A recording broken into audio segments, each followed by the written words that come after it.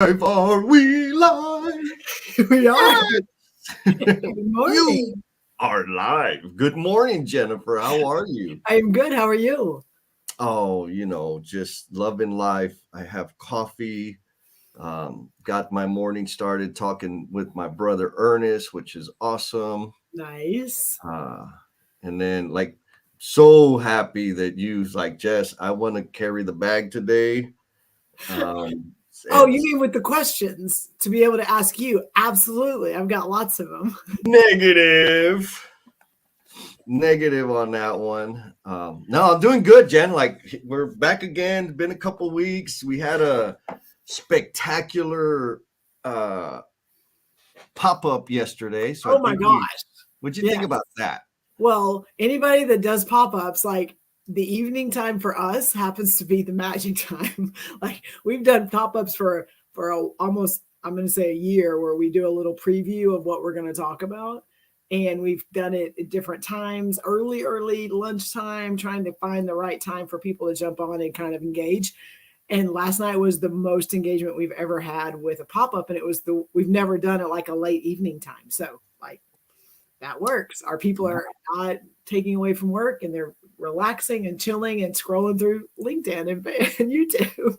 Yeah, that was awesome. And one of the accomplices was Steve Martin, Chief Marketeer. Yes. The Good morning contributors. And then we got Lance, man. Lance is up early today. Says, good morning, y'all. He's sunburned because he was out doing the damn thing. And Nice. yes, Yes. he exposed. He demoed out some equipment, some big old giant generators, and he Nice. posted about it this morning. I was like, man, I don't know what it is about crane picks, but there's like organizing core, getting them in, traffic control, there's so much stuff that goes into it. Not tower cranes. That's like not as for me, not as exciting. But that's like it's intense. I'm like, "Ah!" And so once they're done, I get excited. So way to go, Mr. Lance. Good job. Yeah. So what are we talking about today? Well, first we got to let everybody know that you're listening, because you may be out there in the background, like, not sure what to do. We do need you to engage. So we need you to type and let us know you're there so that we can shout you out. And I think, Jesse, you have one about if it's your first time, then if you'll just drop a blue heart in the comment, that lets us know that you are out there, but also it lets our tribe know that you're new and that they can kind of connect with you and engage with you and stuff like that. So we first, let's acknowledge that. And then two, today we're talking, well, 2 weeks ago we talked about like just doing it, like just doing the damn thing. And then in the after party, we had a lot, a deeper dive, which we always do. And Maria Martin talked about like sometimes when we talk about baby steps, like, taking steps towards what you're trying to do, they're not just like little small increments. That's what our brain thinks about. Like, it's just baby steps. We just got to take baby steps. And she really highlighted, well, but also when you're doing baby steps, they're clunky, clumsy. You fall down, you get frustrated, it could be messy. And we were like, oh, like, yes, to all those things. And so that was kind of the reason that's what we're going to talk about today. Yeah, for sure. I don't know anything about that because everything I do is perfect out of the gate. But look, we got Mr. Clyde King. Good What's up, morning, Clyde? Clyde. Uh, and then Miss Yesenia. Good morning, Chico. She's in Tampa visiting her baby brother. How you doing, girl? Nice. All right. So yeah. So the banner you mentioned was this. This one, yes. Bring it up again because we're running a little light right now. I guess people are still. Took them a little while to get going. Yeah. But just like Jen said, if you're new, first timer, drop the blue heart in the thing, and this way we can jump all over you, show you some love, some no BS love. Yes. And while we're doing that, hang on. Tell me. Yeah, no, that's just the title. So what doing the damn thing looks like Yes. Is the topic of conversation, or I probably should, it's more accurate to say it's what we're going to start talking about. because Yes. it doesn't always end there, right? We usually It's the the spark. It's the spark for sure. people bring it around and take us in different directions, and we like super appreciate that. You know what's interesting is I see a bunch of people. I don't know if there's a delay. There's some kind of delay. I see a lot of comments on the LinkedIn, but I'm not seeing them come through on the StreamYard. So Okay. we'll figure that out. But keep commenting, people. We love you. So, what does doing the damn thing look like? And I think the reason I felt like this needed to be like a super important conversation is, I think about the Nike commercials, right? The just do it idea, and this sort of thing. And a lot of the social media influencers out there that talk like a heavy game in terms of like, we just got to do it. Like, you just got to decide, and you got to, this sort of thing. It's your mindset, right? Like all this. And I'm not saying those things are false, but there's a reality to just doing things. And I feel like the tribe members are all very capable, influential people, but are stuck because they're worried about it not looking precise and crisp and clear. What do you think? No, it reminds me, I mean, we say a lot like you just jump and try it. But that doesn't mean like just jump and like trust that like the wind is going to take you and hopefully you don't, land and die. Like we're saying there's going to be some things that, you're probably going to have to make adjustments to or prepare for, or, okay, I'm going to try this one thing and then, okay, it could go not perfectly. So I want to ask you a question because I feel like you just jumped, I guess, a little bit in the last week or so with you've had a plan or been in your kind of had a plan in your back pocket for a while to get your house demoed. Ah, yes. Okay, so that's been there. You and I, like, it's literally been part of our conversations for like the last year and a half. and you had some things you needed to put in place and you wanted to make sure things were, you were ready to do that. And then, life happened and work happened and other stuff. And then this past week, like you've been doing some things and you've had to make some adjustments. Can you talk through a little bit of that on, you had a plan, but you had to, what that looked like? It was a little clunky, messy. Yeah, absolutely. After we do some shout outs. Do some shout outs. Good morning, Maria. Maria. Good morning, Maria. How are you? Oh, I'm going to love this one. Leslie. Good morning, Leslie. I'm so happy you're here. I'm not happy that she gets to see you next week. Yeah, I'm headed to New York and Leslie is coordinating a meetup. So I'm excited. Like there's no picture. It didn't happen. I'm just gonna say. Oh, you don't worry about that. I got that covered. I'm taking all my gear. We can get some video. We can get some pictures. Get to meet everybody in person. Awesome. So, folks, if you're in the NYC area, I'm flying in there Wednesday. I'll be there over the weekend. I want to meet you in person. Like, let's make this happen. Friday, Leslie's putting something together. Leslie, thank you so much for that. Because I have no idea even where I would pick like a hot dog stand and like, let's just meet there. So please, thank you. And I'm also going to get to meet the troublemaker, Bruce Gimmo, who says, let's get after it. Get to hang out with him. I haven't seen him in a while. Last time I was with Bruce, we walked through Central Park near the museum. So he knows all the spots, right? So Bruce, thank you for being here, my man. And then we got Mr. Boone White coming in from Oxford. Mr. Boone, welcome, my friend. Yes. All right. So you were asking about my demo, the demo of the house and the clunkiness. So that's an interesting thing. Like I've had that property since like 96. And it's always been a disaster. I rented it out for a long time, for like 10 years. And then I lived in it for a few years. And it's always been on my list. Like I've shared this before, right? When I set my goals and do my big annual reflection, I do it on my birthday. And at one point, and this was a long time, it was probably 8-9 years ago, I noticed that the goals that were like that I only benefited from were the ones that I didn't make any progress on, right? Like my community goals did great. Business, professional goals, knocked them out. But like renovating the house, I'll do it next year. I'll do it next year. I'll do it next year.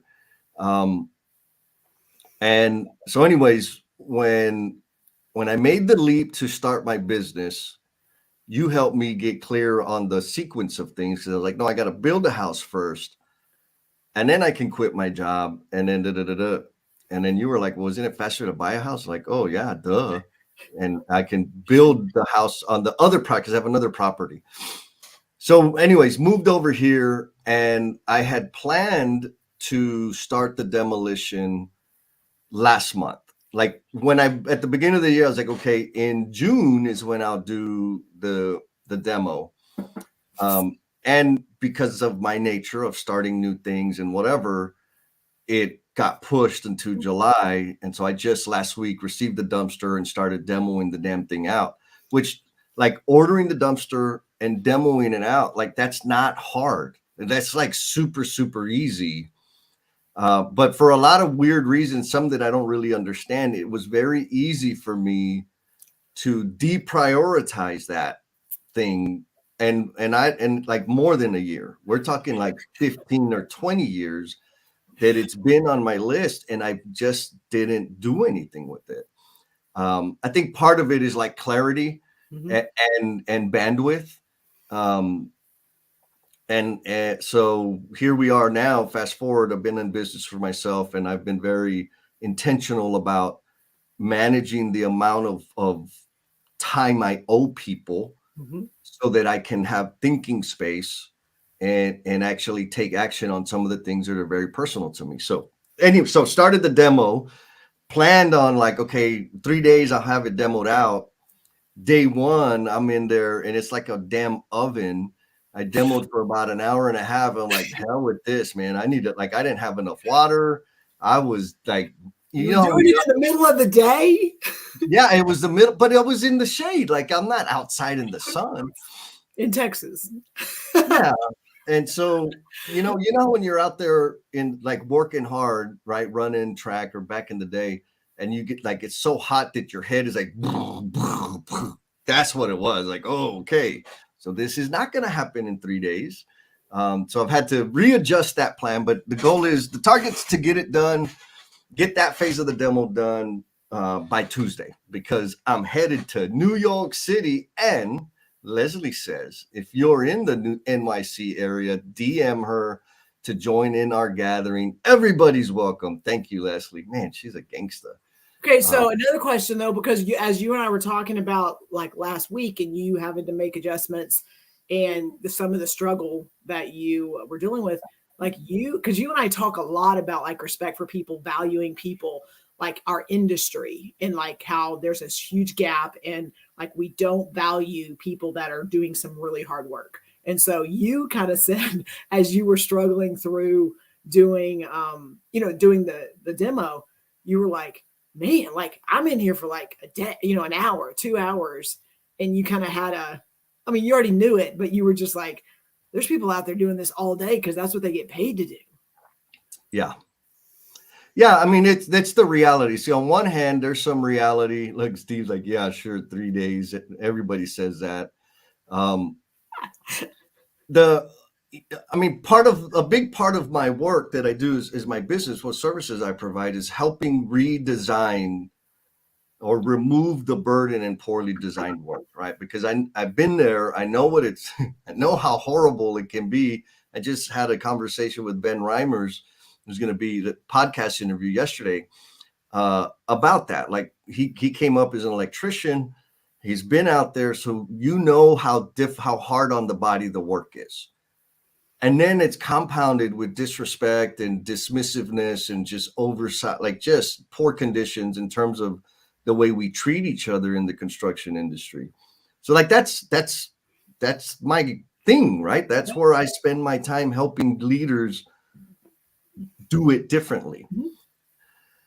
But then going and doing the work, it's a totally different thing. And like Bruce is saying, right? It's like, come on, Jess, were you prepared for this? Like I was in my head, but the reality of where I am physically, like there's a I swear, I remember there was this one time we had to do we had to dig a ditch under a beam.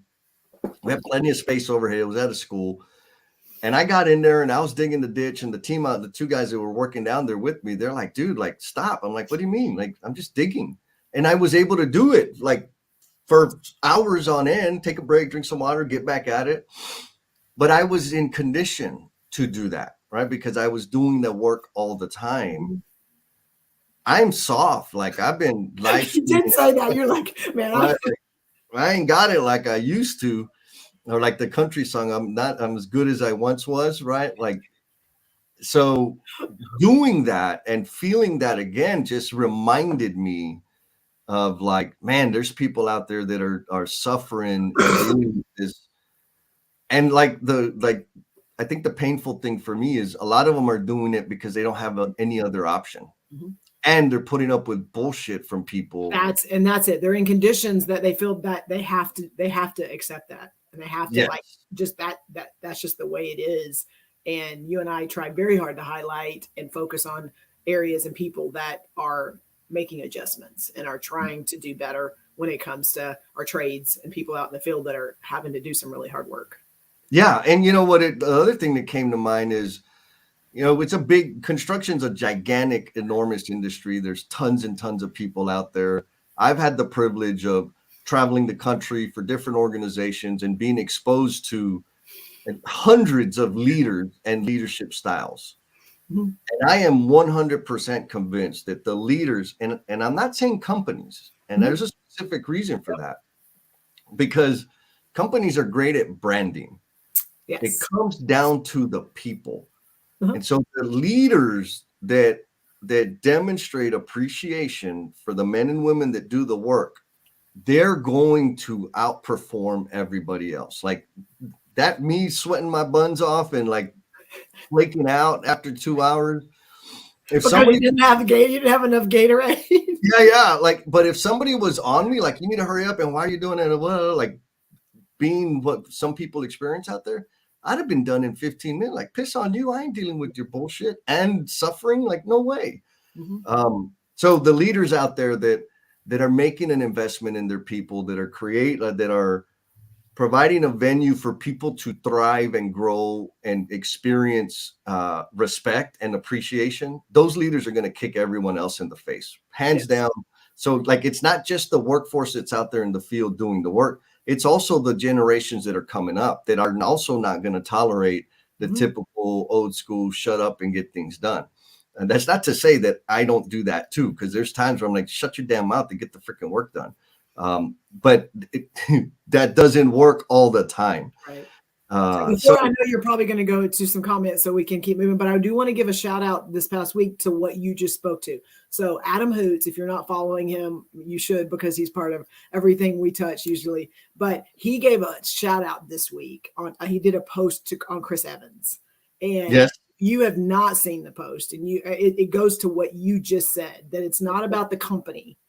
It is someone I get to work with, which is awesome, but it is about Adam being able to walk the site with him and experience, what his job site looks like, and took some pictures, but also he shouted him out and he elevated him because of how he engages and with his people. And I just thought it was an amazing post. And just speaking to what you just said. Chris is a perfect example of all of this, because I got to meet that guy. Same, like the way he treats people and with respect and appreciation. Mm-hmm. That's the differentiator. Yes. Like that's what it's all about. Mr. Luis Hernandez, how you doing, Luis? He says, we must highly respect the boots on the ground. Yes, 100%. And so like Chris Evans, well, I'm going to use Chris Evans as an example to like take us back to where we're at, is there is no course at any of the trade associations. There is no course in university that teaches you how to demonstrate appreciation and respect. And more importantly, that teaches you how to do the damn thing. You're right. but he did the damn thing. And he's been doing the damn thing.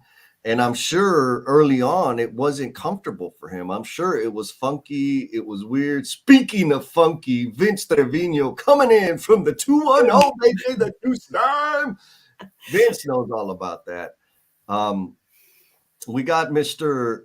Clyde shares something that he had to do that maybe was a little Well, can we ask before you share that? Can we ask the question to the tribe, and then because he literally will answer the question with what he wrote. He just didn't know it yet. He didn't know the homework. But I mean, we were going to ask the tribe based on some of the conversations we've had. Like, what is that thing that you've been maybe holding back on, or I know you wrote it probably better than me, but what is the one thing you would do if you knew you couldn't fail? So what is that thing that you've maybe been holding back and not doing, not taking that step, demoing the house, whatever it is that if you knew it was going to go great, what is that? Share that with us. One, because when it gets out there, then you have people that can hold you accountable. But two, we can have some conversations around like what keeps us from like taking that step. So, okay. And now Clyde's answered it. So now let's go to Clyde. Going back to Clyde. So Clyde says, this week I had to finally make a decision and let a problem child go on our job. Hard decisions at times when they can impact another person financially. So those types of decisions can be hard. The situation, it was affecting my brain flow and also was a production problem and worker attitude problem. So after thinking through things, he finally did the damn thing. Man, that was a tongue twister. That I think that is a phenomenal example, Clyde. Thank you for that, because sometimes doing the damn thing is a hard thing. Like, and I don't mean hard in terms of like in my head. It's a hard decision to make because of the impact it's going to have on the human beings around you. Mm-hmm. And like, whether it's your family or your workers, like, man, I know this is the hardest thing. Firing somebody, even if I hate them, is not easy because I know they're impacting their life. And I have in the past, like, another chance. Let me talk to them. Let me, tiptoe around the thing. And all it does is degrade the situation for everybody around them. So Clyde, that was like a gangster example. What do you think, Jen? No, absolutely. And it's when even if, like you said, even if we don't have a personal relationship with them, the emotional piece. Yes. Like we know how things impact us. We know that decisions, how it's people's livelihood. And it goes back to, I say this all the time, like, yes, we're dealing with people all the time, but we're also dealing with human beings. And that human piece of like families and feelings and mental health and, their physical health and, paying their bills. And I mean, just all these things that are every person that comes into our job site, every person that's in the trailer, every trade, it doesn't matter. Like they have this human element of that is attached to them across the board. There's not one person that shows up and that part is not something that, that is real and is out there. Every one of us have that, all those elements that, could impact somebody's life. Somebody could, I hate to say it because we talk about mental health a lot, but like there are decisions like that happen that then people choose to take their lives, or people choose to make bad decisions, whether it's substance abuse, things like that, because somebody, they got fired, or they stayed up too late the night before. Like there's things like that happen, and it's real. And if we don't at least take that into consideration, not like keep that from making decisions, but like take that into consideration, then we can at least have the conversation and know that it's not just like black or white. Yeah, no, I wish things were black or white, but it really isn't. But I have to put myself in that state of mind, right? Like, yes, what if? And this goes to like making the decision to do things the way that I do. Yes, it could be terrible. Mm-hmm. And it could be awesome. Mm-hmm. I'm going to choose to focus on the awesome. Yes, I could destroy somebody's life. And it's also true that person may find a place where they're going to thrive and grow because they're also miserable here, right? It's not like they're having fun. For me, that's the differentiator. It's like, yes, and like There is a truth, there's a negative potential, and there's a positive to potential. I get to pick which one I'm deciding on. Well, Just I mean, George Hunt decided to say, good morning, what's good up, morning, George. And then we got Justin, good morning Good from morning. I-85. And then Mr. Mike O'Philly coming in from South Florida. Nice. Wow, baby, how you doing, man? Sorry, I cut you off, girl. No, you're good. But it goes back to, and sometimes those decisions or those conversations where we have to have them and they lose their job or things like that. It goes back to sometimes that then puts them in a place where they have to make a decision on changing their lives. And I say that because you just wrote a book about, with a lot of stories about like those inflection points and those times in our lives where we get to make a choice. Like somebody did something to us and it's not our fault. And like we live in those places a lot. Like it's being done to me. And I think you, for a while, that's kind of how you lived and reacted to things. And then your book, which I'll let you talk about it a little bit, but you have a story in there about there was a moment where you just had to own, like, I'm in this situation because I did it, and I've got to either make different choices or I'm going to continue to be where I'm at. Yeah, I mean, there was a bunch of situations in there. And the fact is that for a long period of time, I had what I would categorize as a victim mentality, right? And when I say long, I would say all the way up until like my mid to late 20s. It was bad luck. It was them. Everybody's against me. It's not fair. I was happy to complain about anything that I was dissatisfied or discontent with. And the problem, like the issue with that is I stayed in that state for such a long period of time. And like, it was the truth. Like I really believed that things just weren't fair. And it was actually a book that I read, Viktor Frankl's book, Man's Search for Meaning, when I had the awakening, right? There's a little quote, it's a pretty popular quote that I'm going to screw up, and I've said it many times on these shows, there's a space between stimulus and response. And within that space lies our power to choose. And when I read that, I'm like, man, so stimulus, right? Somebody gets under my skin, hurts my little feelings.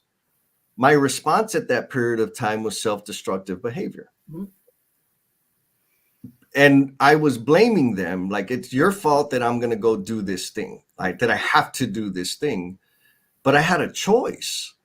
And so when I finally like made that, like, oh, I get to choose how I respond, that has been like the base, the foundation of everything else. So again, when I'm thinking about doing something new, doing the damn thing, I get negative thoughts. Right. I'm worried about people judging me. But we put the question out there. What would you do if you knew you couldn't fail? I worry about failing.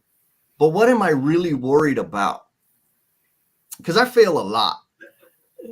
It's not the failing that I'm worried about. It's the judgment, the response from other people that I'm worried about. Right. And those thoughts run through my head. But there's some people out there that say or maybe can like not have negative thoughts. I have them. I just don't pay attention to them. I use that model of space between stimulus and response. The negative thought, it's the stimulus. I get to respond to it. And I decide that the negative thought doesn't get a vote, and I do the damn thing. But so anyways, it was that awakening and deciding, and like, I'm going to say it is a decision to think of things in those terms, right? Like the worrying, and I get to see this in a lot of people when they have an idea that they want to put out into the world, they invest a lot of time worrying. Yes. What if? Right. And in my head, the way that translates to me is that's like writing down the plan for how not to do it. Right? Like worrying is like praying for what you don't want. Yes. That's a good quote. I like that. And I could shift my energy and say, okay, these are some things that could go wrong. What am I going to do to like mitigate that? Boom. That is a plan to do. So I think that's where a lot of us get stuck. And I'm gonna tell you again, back to like the title, like what does it actually look like? It's funky. And it's like once I make the decision, it's not like I got all the confidence in the world that it's actually going to happen and be magical and be awesome. I know it's going to be clunky, and I'm okay with that, because for me, not taking the action, and there's a story about that in the book. Like I have some trauma that drives me to action because I have some guilt that I still carry because I didn't take action a few times. And the fact that I didn't take action caused pain for people that I cared about. I wasn't responsible for the pain. I get that.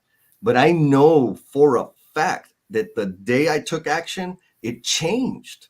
And so now it's like I'm compelled to take action, because if I don't, my what if isn't paralyzing. My what if is if I don't do this shit, other people are going to continue to suffer. So I need to do it. What do you think? No, absolutely. And I think this is a good shift in some of the, and kind of the things we've been talking about into like what keeps us from taking that step, and what is that? Yeah. What keeps us stuck? Like what are things, and I'm posing this out to the audience too. Like, what are those things that you have this idea, or you have something that you know you need to do or you want to do, and there's something, and for me, and you know this, like my kryptonite is like letting people down. Like it is something that will keep me from doing something if I'm going to end up letting people down. And I've had to like understand, accept it, embrace it, and go, yes, and I'm going to do this because in my mind, it's the right thing to do. I know it's going to help people. Like, even though it could not be beautiful and it could not be shiny and it could be yucky and messy, I still know that it's moving me towards something better. And that is what helps me take those steps, like you just said, to kind of get you off center. But that doesn't mean in the back of my head, I mean, everyone's seeing this and they're like, everything's great. But in my head, I'm just like, what if? And so like, what are those things that keep us stuck? And I want to talk a little bit, Jesse, about like the things that people see when they're looking, and they'll look at all the stuff Jesse's done and look at all the accomplishments and look at he's doing these things. Like, he didn't start like that, even though sometimes that's the vision they get, or that's the impression they get. Like, they're not seeing all the stuff inside of our head or all the iterations of things we've done. Yes. I mean, and I feel, rather, I'll say it this way. I put energy into displaying the funk, right? Like I put energy into helping people see the yuckiness, the clumsiness, because I do it so visibly. I mean, you and I were talking about that the other day. Like, I get an idea and I just launch, like, I'm going to do this thing, and then I mean, like decentralized conference. That's a good example. At the beginning of the year, I knew I wanted to do the decentralized conference. And I had it in my head that I was going to do it in February. I sent emails and calendar invites out and saved the date, and like to the people that were going to speak. And it didn't happen until last month, like 6 months later. The same thing with the book, Lean in Love, right? The first book that we put out, like February, we're having the launch party. A launch party 2 months after you decide we're going to write a book. And it didn't come out until like June. Was it June? Which we just had like our 1 year celebrate 1 year milestone of the book being out. Part of the reason there's two reasons I do that. So one part is because action drives action. Decision drives action.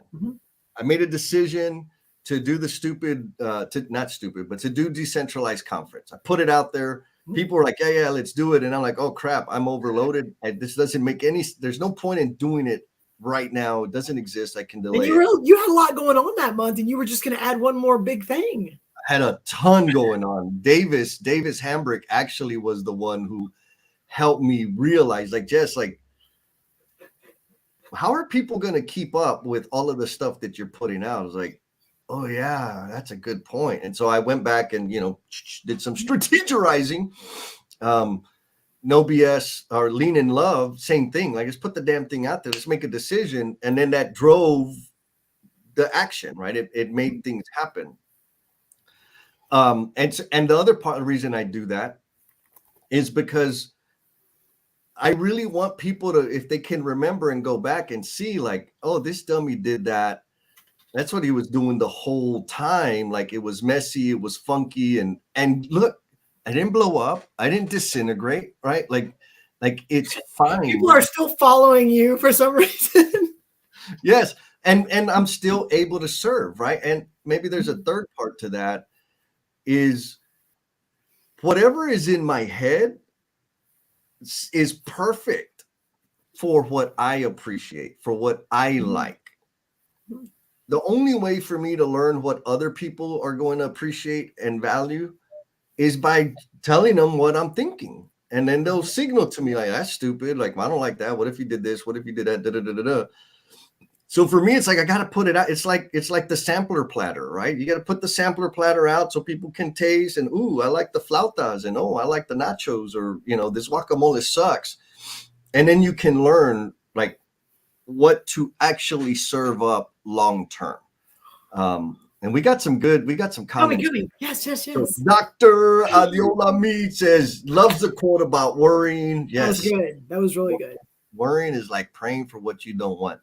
Jamie says, fear. Is it fear, right? What's holding you back? Fear. So then follow-up question, girl, is like, fear of what? Yeah.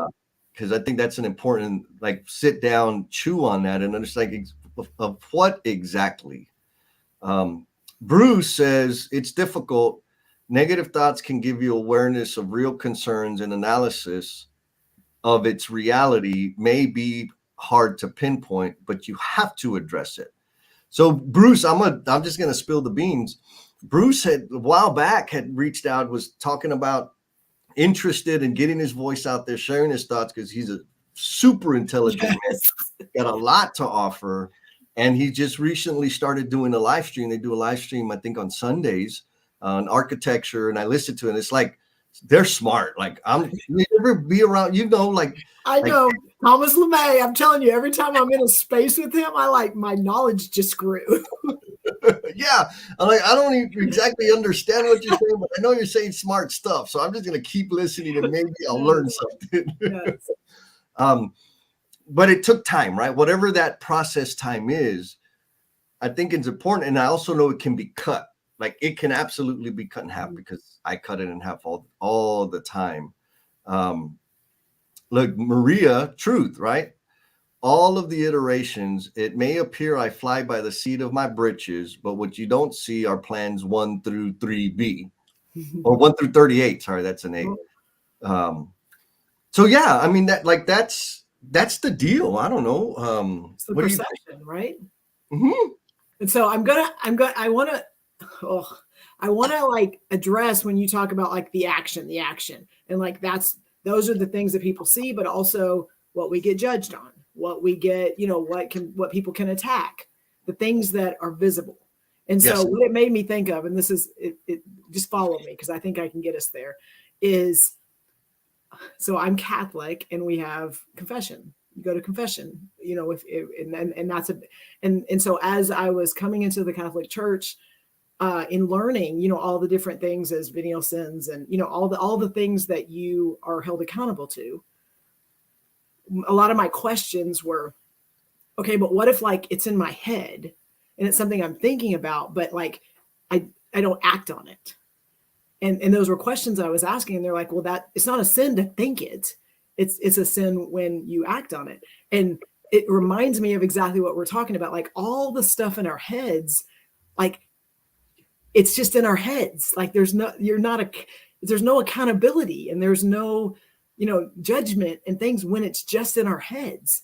And so if we want to make change, and we want to do something, and we want to impact things, Like it can stay in your head and it can be safe and comfortable, and no one's going to judge you. No one's going to come at you and tell you you're wrong or you're not going to fail if it just stays in your head. So I'm not saying, not justifying sinning, but I'm saying that the thought process for me is when it's just in my head, like, okay, yeah, it's safe. And yeah, I'm not going to get judged by it, but like, there's no action with it.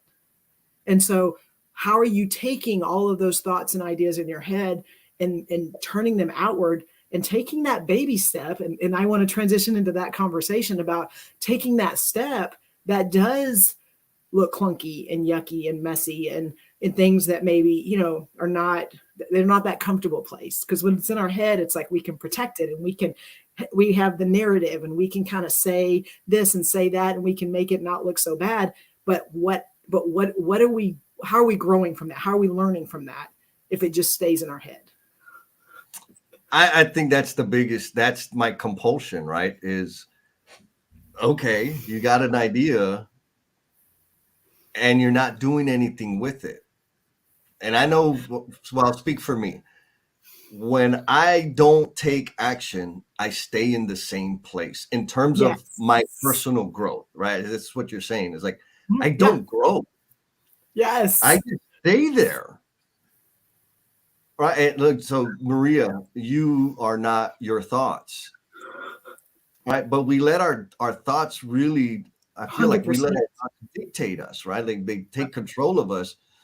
There's when I'm coaching folks on like A3 fact-based problem solving, people always have a problem, right? There's this business problem, whatever, team problem, whatever it is. And they'll list all the things that are wrong. Mm-hmm. Okay, good. And part of the issue is, how do you know? Like, I know what you're describing, what you're feeling, mm-hmm. but how do you know that it's a problem? Where can you go to validate that thought, that opinion, that assumption? How can you validate that? And so that's the thinking for me. And maybe the thinking I want to recommend to everybody out there. When you get spun up in your thoughts, and especially when I'm talking to people like one-on-one, like, well, this and what if they're going to be upset, and like, oh, well, how do you know? What do you mean? Like, well, you're talking about it like it's a fact. How do you know? Where can you go to find out? Like, oh! All of a sudden you realize I'm operating on my assumptions. Uh-huh. Right? I'm operating on my opinions about what somebody may or may not say. The only way to know is to do the damn thing, or one element of the damn thing. So a beautiful question. Curious Idealist, she says, what if everything goes right? Mm-hmm. Like, we don't ask that question. Nope. We ask, what if everything goes wrong? Like, that's my brain right there. What if, this will be amazing. And then I do something and then it's crickets. Like, oh shit. Okay. Well, it didn't all go right, but guess what? The sky ain't falling down either. Right. And so I grew a little bit. I learned a little bit. There's some more agency that I can access because I actually took steps. Garrick Smith. What's up, Garrick? Coming in from Facebook land. Just started his business. He says, well, I shouldn't say just, probably been a year or two. He's always been an entrepreneur at heart. He says, one thing I've learned in business is once you make a decision, don't look back and dwell on it. Learn from the good and bad things, move forward, and strive to do better. Gangsta. Thank you, Garrick, man. Hell yeah. Sorry. Man, look, we got Glow Joy. What's going on, sister? We're going to be in New York, girl. Like, I'm coming in next week. We got to connect. She said, good morning, fam. And Yesenia she's calling you out, Jen. She says, it's easy to stay comfortable and so hard to get out of the comfort zone. Okay, well, leave that up there because we posed the question and there hasn't been. Now, Clyde doesn't count because he did it before we asked the question. There's a lot of people out there talking. There's a lot of people out there with opinions, and we're bringing them up. Not one person, not one, has added to this thread the one thing you've been holding back on. The one thing that if you knew you couldn't fail, what is that one thing that you would make a decision on today to do? Not one person's done it. So we know out there, and we're asking you, like, what is that one thing? And I'm asking you for a couple of reasons. One is because we know once you put it out there and it's outside of your head, we just got through talking about it, then it's not just one thing that you get to control and you get to do the narrative. Like now it's out there. You got other people in this tribe that can hold you a little bit of accountable on it and ask questions about it. And it's out there for the world to be able to see. That's scary. That goes back to this comfort zone. It's comfortable when I have all these ideas in my head and I get to pick and choose a little bit here, a little bit there. But once it's out there, and that goes back to a conversation, Jesse, I'm gonna pose to you, because I know you and I talk about it a lot, is the people that you surround yourself with. And that you talked about that judgment, that when you're around people and you have people that you make a decision and you got someone right there ready to kind of judge what you're doing. I mean, it hurts, it stings. That doesn't mean it's wrong, and it doesn't mean that people can't have their opinions. But I think the bigger conversation is who you surround yourself with. What kind of people, and it could be a person. Who do you surround yourself with, that when you have those ideas or you have those things that for you, it's, you ever got an idea? And it blows up and it turns into, but like, who is that person or those people that you surround yourself with, that, yes, there may be honesty and truth and things that don't feel good, but it's because that they want you to succeed and they want you to continue to grow and learn, and they can have those tough conversations with you. It's different than judgment. Oh, girl, there's a lot. So, all right. So 2 things. One, I think the tribe is struggling to share what they would do if they knew they couldn't fail, because they're waiting for you to demonstrate the behaviors you seek. So let's start with you, Jen. What is one thing you would do if you knew you couldn't fail?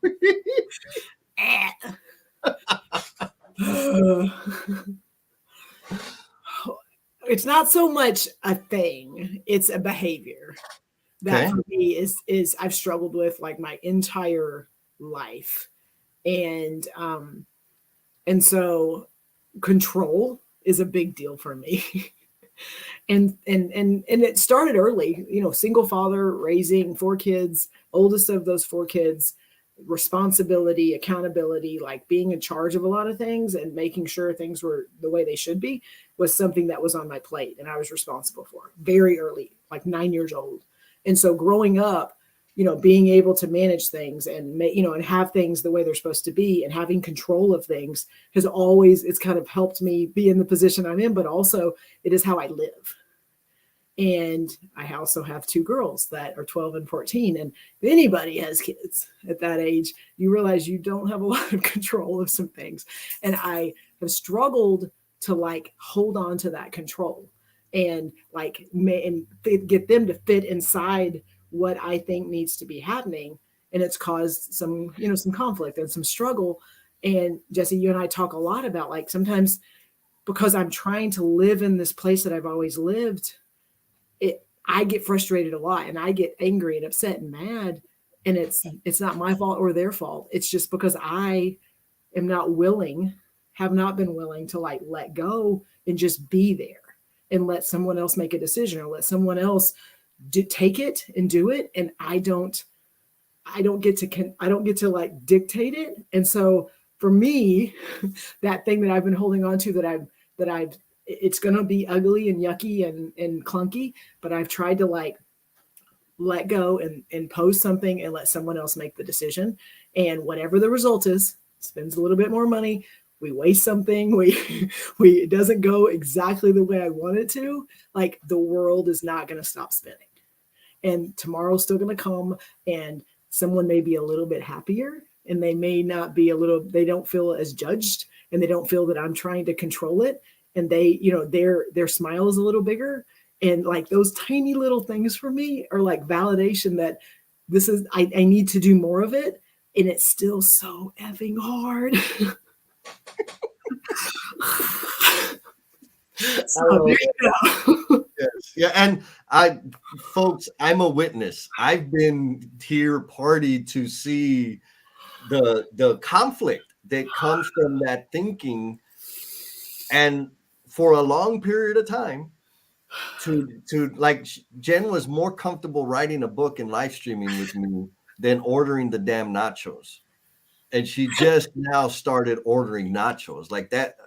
it's truth and amazing share. And look, you got everybody motivated. Amazing. I think you held off, and then as soon as I started talking, you just let them all come through. Gloria says she would start a construction school. So Gloria, folks, if y'all don't know, you want to get to know her better. I got the opportunity to interview her on the Learnings and Missteps podcast.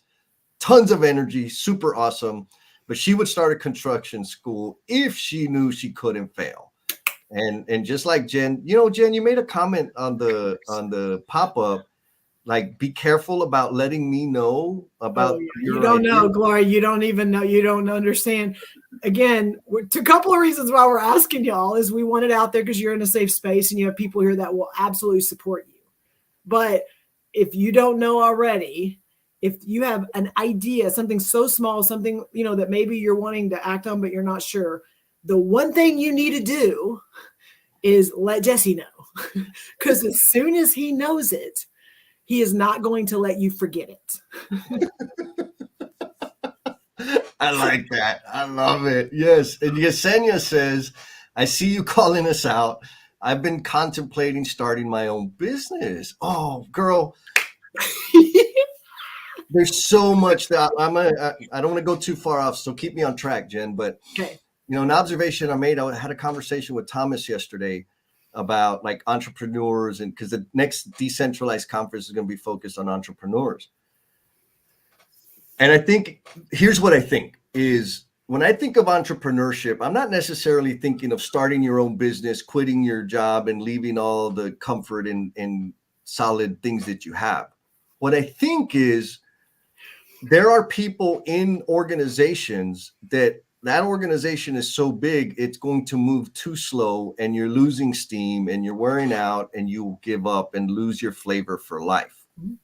But if you launched a little business of whatever it is that you care about, that you serve the community best through, I believe it's probably going to take more hours, like no doubt. But I believe if you had that outlet, that you would have a higher quality of life. That's my thought. So I don't know how true that is, but we'll see. Yesenia, you started a fire, and like Jen said, I ain't gonna leave you alone. It's part of this too, but it's part of like what we're doing today and these Saturday mornings that we get together and we do this. Like, this was not part of our bigger plan when we started, but like what this allows us to do and connect with people and bring, business, whatever it is, like we created this and you like you said, it doesn't have to be this, I'm going to quit my job and I'm going to start this new business. Like sometimes it's just this one little thing that, like, I have a full-time job and it takes a lot of my time, but what we're creating and cultivating and the connections that we're able to do because of this platform, like, is exponential. And that's bigger than just my company. Yes. And you had to get off center because yes, I remember at first, this freaking guy, who is this? Man, look, you could have fired. Curious Idealist, Angel Lavecchio says, if I knew I couldn't fail, I would start asking so I can find someone to sponsor my strengths-based coaching certification and give them lifetime coaching. There you go, folks. Y'all want some coaching? You got to hit her up. You want to sponsor something? Hit her up. Thank you for that, Angel. And she also admits, like, wow, even as I type that up, but is in my head, right? And she's probably not thinking about the butts I'd be thinking about. But thank you for that. And Bruce says, wait, I was talking about earlier, he had an idea that he's like, he did. It was manifesting his ODT Imaginaria. So there you go, right? Like he put that idea into action. I mean, another thing that helps me, Jen, like getting comfortable with the toddler bouncing on the wall, falling down, getting up, is most of my ideas are focused on serving others. Oh, that we touched on that, on just where you've had success and where things have just flourished and grown versus stood still, or where it was hard to get it moving. Yes. Like that's for real. Like when I'm trying to do something that only serves me, it takes a lot of damn work, and it's just like running uphill on a slimy, slippery incline. Like it just doesn't get traction. But when I'm doing something that serves others, it just seems to like catch fire. And so I share that, not to like, oh, this is how it makes it, but like folks, like for real, are you like Angels share, and I'm sure Yesenia's share, Gloria's share. They want to serve other people. Mm-hmm. That's a noble thing, and you can't. And when we go back to the point you made earlier, it keeps making me think of cocoon, because Tamara, she uses the word cocoon. I was like, oh, that's a perfect analogy. It's out there in the world now. It's on the damn internet, right? Like it's in the omniverse. So heads up, it's coming. People can't help you if they don't know what you're trying to do, right? And when you're focused on serving others, people want to support that. Mm-hmm. But if it stays in your head, it's going to be there forever. Now, back to the point that you made about the people you surround yourself with. There's a thing, and here's like we can design our lives to make these types of things happen. And when I surround myself with negative Nellies, haters, right, the people that accomplices, the accomplices that sit on the rocking chair and complain that they haven't moved an inch because all they're doing is rocking back and forth complaining. When I surround myself with those people, guess what? How much action I take. How much progress do you make? None. Because everything is what if, how horrible, that doesn't make sense, that's impractical, nobody's going to care, nobody's going to listen. Da, da, da, da, da. But when I surround myself with like forward-thinking people that are going to push you, that are going to push, and like you said, like check, and hey, you've mentioned that thing, like what's up with that? And I don't mean like they're just going to be cheerleaders, go Jesse, go. They're also going to say like, that sounds cool, but it also sounds half-baked. Mm-hmm. What about you're missing this? And have you like provide feedback and collaboration to bring that idea to life? Like we can select the people we surround ourselves with. And I believe that is like the biggest contributor to the rate of doing the damn thing that I do, is because I've curated this group of people that are forward thinking, that want to serve others, and don't get hung up on all the small stuff. They're not majoring in the minors. Jesse, I want to add to that, because we talk a lot about we bounce a lot of things off each other and ideas and things. There's a lot of people in our space that when they walk into a room, like they have all the answers.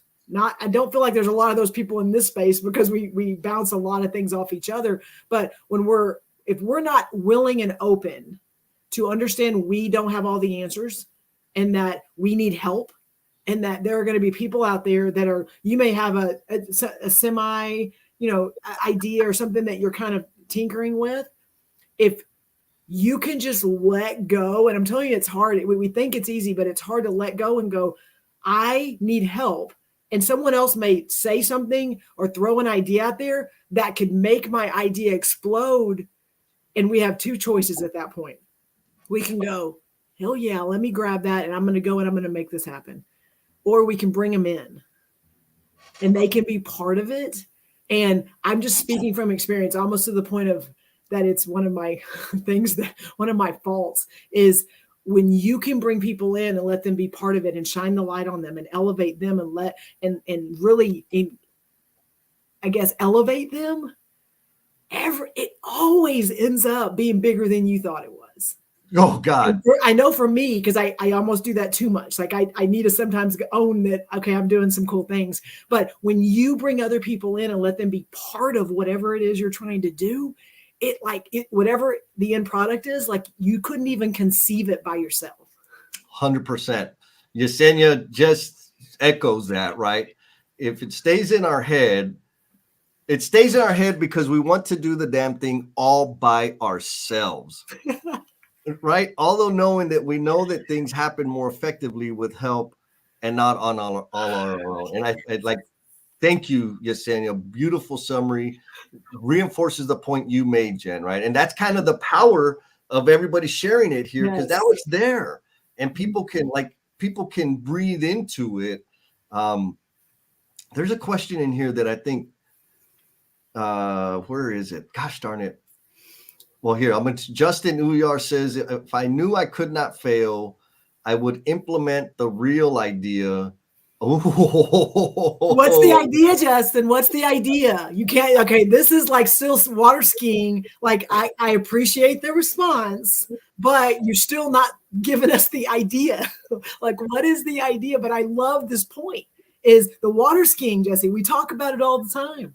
Yes, because it's safe, right? Like, but now I'm also gonna give Justin some credit. Yes, because he's taken a step towards, right? 100%. A step closer.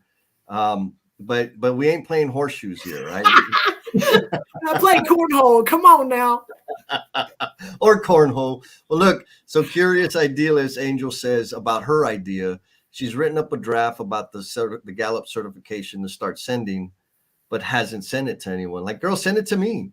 There's a bunch of people on here that you can DM them, ask them, or actually, I'm going to say it this way, folks. If you absolutely do not want the email from Curious Idealist, leave a note, leave a thumbs down in the comment. Anybody that doesn't put a thumbs down, that's an open invitation for you to send them the damn thing. Like, get that ball rolling, girl. Yeah. The worst thing that'll happen, it'll sit in their inbox. They'll never open it, but you'll have a rep, right? Yes. You'll have one repetition of doing the damn thing, and then it grows from there. Yes. Man, we have a lot of good stuff in here. I see. Somebody just got this ball rolling. I don't even know what it was. You had to demonstrate the behavior. That's so right. Ian says he doesn't worry about himself failing because he knows he puts his heart into it and commit to something. He can make it happen because he will push through uncomfortable moments because he's resilient. I love that. Because that resiliency is a big differentiator. Like, back to the kids, the baby steps, falling down. Like, you got to get back up. You got to get back up. And resiliency doesn't just happen. No. Right? I can't just decide to be resilient. I am resilient because I've fallen down chingos of times and I get back up. Yes. Like, I've learned, I know that I can get back up. You know, somebody commented on like my confidence. Like, how do you have so much confidence? I get confidence through reps. Like, the first time I do something, I got this much confidence. The second time I do it, I have this much confidence. The third time, like, it just continues to grow. But when I don't do the damn thing, I got zero confidence. And so it really is like, there's this kind of conundrum of, I got to do it. If I don't do it, it doesn't happen. I'm not going to learn. I'm not going to grow, but I want to stay safe. And so that's why would you want to stay safe? I don't understand. Maybe that's a question, folks. Like, why would you want to stay safe? Like, help me understand why that's a good option in terms of like not pulling the trigger and putting yourself out there. So while they're answering that question, I think, and you said it, like the resilient part and the like getting off center and the reps. I'm going to tell you, for me, what I've learned in the last 2 years being somewhere in your space is, prior to that, my overthinking kept me from doing it. And in the last 2 years, decisions that I've made on just, okay, let's just do it and see what happens. Like, it literally, and I know that's scary, but everything we've done, and Jesse, and I know you were part of those early conversations where I'd be like, asking a ton of questions. You tell me now, when you go, Jennifer, I got this idea. What do you think about this? What is normally my response? Yeah. Let's do it. Let's just try. Let's just see. I mean, and like, that is not the way I've always been. That is not the way that I've shown up, because it's like overthinking and perception and I don't know, and what's going to happen and what is somebody going to say? Like, that is how I've lived, and it's part protection, because I would, don't want to put myself in a bad place, but two, it's, well, it may not go the way we planned. And I think the more that I've just, okay, let's just do it. Let's just try it. It's still a little bit of, oh, we don't know what's going to happen, but it's almost that adrenaline about to go over the top of the roller coaster. Like, I feel like that has been the transition for me in the last 2 years, is like, okay, let's try it. Worst thing can happen is I'm going to throw up on the person in front of me. like what is, right. like, what could happen if I know, and it comes back to, if I'm doing the right thing, if I'm focusing on others and, and serving others, and and trying to be my true self. Like, if everything we do comes back to those things, like, everyone may not like it, and I may get judged and I may fail, but I know inside of me that I feel good about it. Oh God. Yes. So I'm going to drop, oh man, we only got 10 minutes left.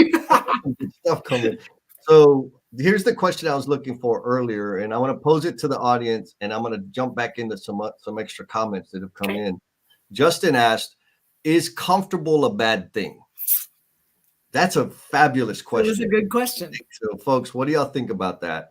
And I want to share what Bruce is bringing his wisdom, right? Struggling is always going to happen, but overcoming it sometimes needs another set of eyes to see what you're missing. Yes. Again, like for me, this has community written all over it, and you can pick your damn community.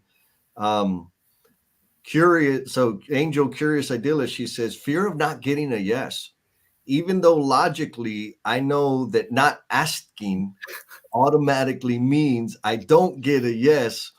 It's emotional, not logical. I think that's super important, because there is a ton of emotion, a lot of vulnerability in asking and saying and sharing, because you may get a no. I can't remember, I saw one of these billionaire guys, right? He was teaching his daughter cold calls, which I hate. Like, that is the worst experience in the world. I used to sell Kirby vacuums. I'm telling you, like, I remember having to go into people's house and get them to spend $1,000 on a vacuum. It's horrible. Anyway, sorry, I digress. But so back to the lot, like, she made 14 calls, I think, some kind of math, right? 14 calls. On the last call, she made a sale, which was like a $4,000 sale or something. And you get worn down with rejection. And so he asked her, like, how much did that call, did you earn on that call, or on all your calls? And she's like, well, I only earned on the one call. And he's like, no, you earned on all of the calls. You got to divide that 4,000 by 14, because it took all of those calls to get the yes. Right. And so that's part of the crazy thinking that we need to shift, is like, the no's are our path to the yes. It's repetition, and it's reps, and it's reps, and it's reps. You got to get the reps in 100%. Maria Martin says she can't share without a strict non-disclosure. I've signed it. So I don't have to worry about it. I love that. So she got a big one cooking over there. Watch out for her. She ain't messing around. So Ian says, yes, to grow, you need to be uncomfortable to stretch yourself into the unknown. Oh, look, Angel knows she's done outbound sales, and it is, man, like that is hard work. And then Yesenia says, great point, Jen. I think she misspelled Jen. Perhaps if we ask ourselves, what is the worst thing and what is the best thing that can happen if I do the damn thing? Instead of playing out all the outcomes in between these two extremes, we would feel better pulling the trigger. I think that's gangster. That is gangster. Best and worst. Yep. Let's go. Right. Everything in the middle, yes. Who cares? Because yes. And the only way to know is to do the damn thing. Oh, man. So, Jesse, what about you? Is comfortable bad? I think, I'm not going to say it's bad. For me, in Jesse land, comfortable is a pause. And too long a pause is not good for me. Well, I'm not, whatever it is, I'm not sure. It's probably my thinking, some great brain chemistry, upbringing, who knows. too long a pause for me is dangerous, because then I start sliding into self-destructive behaviors, like consuming people's souls and hopes. Yeah, like that's what I do when I'm not uncomfortable growing and learning. So for me, comfort, being in a comfortable spot, and I have one coming up. Like in 2024, my plan. So I got a few more ideas that I'm going to roll out at the end of this year. And in 2024, my plan is to not roll out any more ideas, is to stabilize and vet out how do I prune and cultivate the ideas that have been rolled out here recently. And so that is a comfortable space, because there's no challenges. It's just evaluating and measuring and checking that out. But it is a confined period of time, right? Like my goal is a year. Reality is probably going to be 5 or 6 months before I come up with another idea or roll out another idea. So that's my answer. Comfort is not bad. For me, it's dangerous. So it has to be a pause, because I have to grow. Otherwise, I get stir crazy, and I'll stir up all kinds of other problems in different arenas. I like that, Jesse. And so two things is, for me, I lived comfortable for a long time. And in that comfort, the moments where I got out of my comfort zone and got super uncomfortable and did something, it blew up and it had amazing results. And then living in that comfortable space, and in the last 2 years, everything's been outside of that comfort zone. My growth and what has happened in the last 2 years is more than the last 18. And so that for me, and I think you just said it, if we look at comfort zone as stabilization, then it's not a place to stay. Right. I like that a lot. Yeah. Yeah. And I also I want to point a truth out. I don't have any other living organisms in my let's point that out. So I have that situation, which helps me. Like I could do whatever. If I had my harem, or if I was married or dating or had kids, like all of that, I'm sure that I would be in my comfort zone or be in a comfortable space for longer periods of time, because my decisions are going to impact their life. So I think there's a reality there to contend with. But still, the fact is, it's true. And look. Curious, she says, thanks for the inspiration. I posted my ask in the no. Yes, Gateway. Dude, like just get in this mode right now. It's like, do it. Yes. All right. So we got 3 minutes, Jen. Okay. So I'm gonna ask you real quick to close out with, what is the one thing that you're holding on to, Jess, that you haven't done yet? So the one idea that I have, and look, Jessenia, she's over there. That's my girl. Accomplished is. So here's the idea. The idea is I want to build some kind of thing, and it looks like this. It's affordable housing for single mothers and upskilling to help them become financially, maybe not financially independent, but develop income streams that don't make them, they enhances their independence. Nice. That's the answer. Damn. So there's a lot of things I need to learn how to do to make that happen. And I feel like that's what I'm doing right now, but I can't do it right now because I would be leading them off a cliff. Okay. I like it. It's out there. It's out there. I'm sure there's some people that have some thoughts on that. Yeah. Nice. Oh yeah.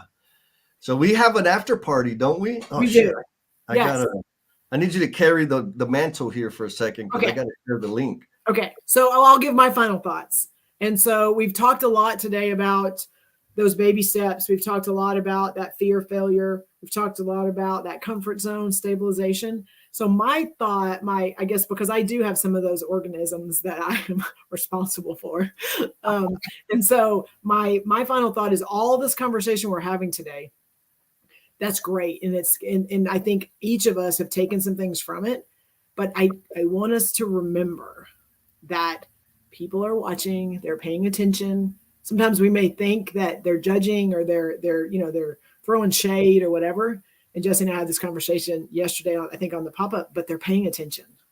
Because if they're responding and they're saying things and they're acknowledging the things you're doing, good or bad, they're paying attention. So something you're doing is getting them to pay attention to you. Not only the people in our space, but those children and those people that are going to be that next generation that are out there doing things.